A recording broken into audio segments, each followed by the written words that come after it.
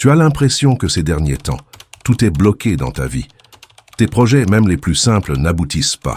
Tu ressens une lourdeur inexpliquée au réveil, comme si le sommeil ne t'apportait plus aucun repos.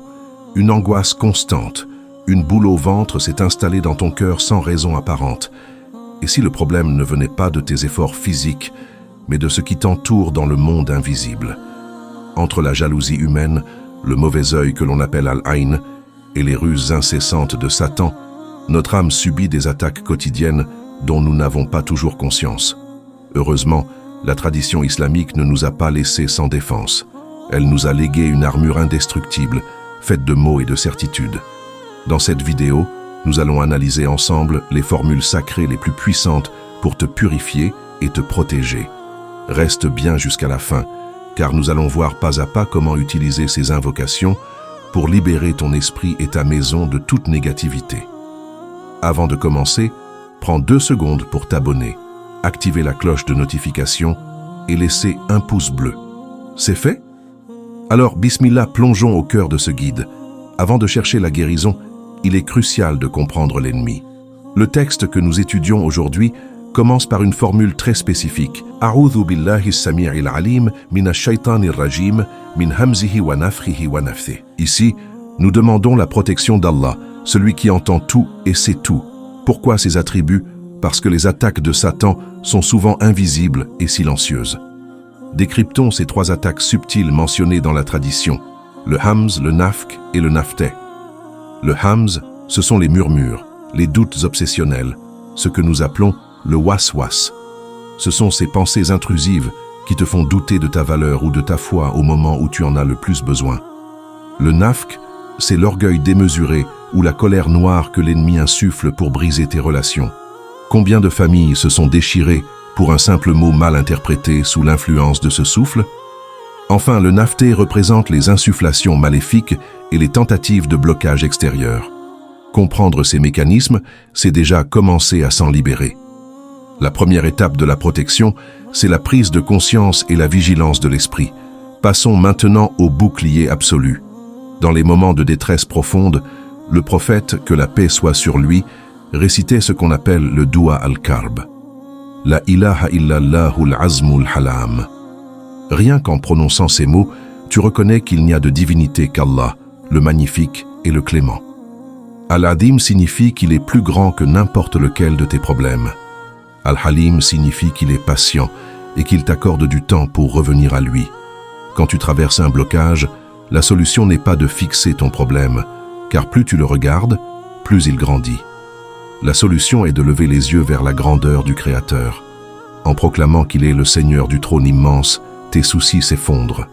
Ajoutons à cela la formule de certitude quotidienne. Bismillahi alladhi la yadurru ma'a ismihi shay'un fil ard wa la fis sama' wa huwa as-sami'ul alim. En prononçant le nom d'Allah, tu crées une barrière entre toi et tout ce qui pourrait te nuire.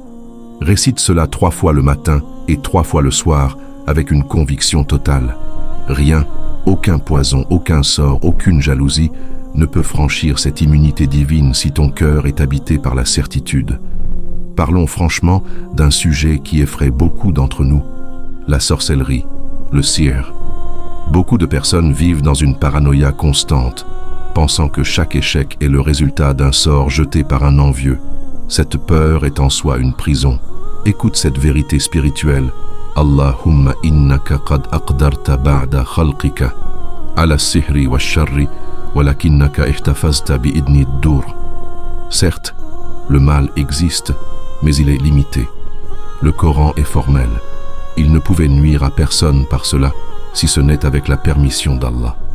Cela signifie que le sorcier n'a aucun pouvoir autonome.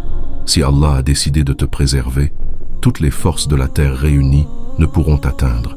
Remplace ta peur par le tawakkul, la confiance absolue. Quand tu as Allah comme protecteur, qui peut être contre toi? Pour que cette protection soit efficace, elle doit devenir une routine, un entraînement pour ton âme.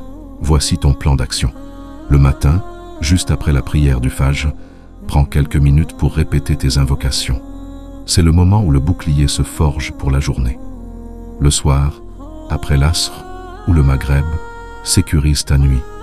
récite A'udhu bi kalimatillah at-tammati min sharri ma khalaq. Mais attention, ne récite pas ces mots comme un automate. L'intention, la niya, est le moteur de l'invocation.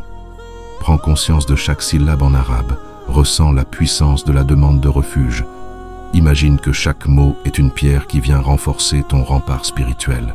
La régularité est ta meilleure alliée. Un muscle que l'on n'exerce pas finit par s'atrophier. Il en va de même pour ta force spirituelle. Enfin, souviens-toi que ta spiritualité est une force vivante.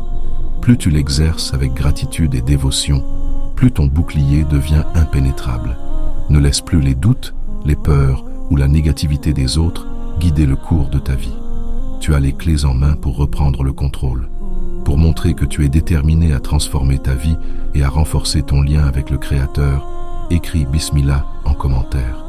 Je prendrai le temps de lire vos messages et d'apporter mon soutien à cette communauté. Si ce guide t'a apporté de la clarté et de la force, n'hésite pas à t'abonner et à partager cette vidéo.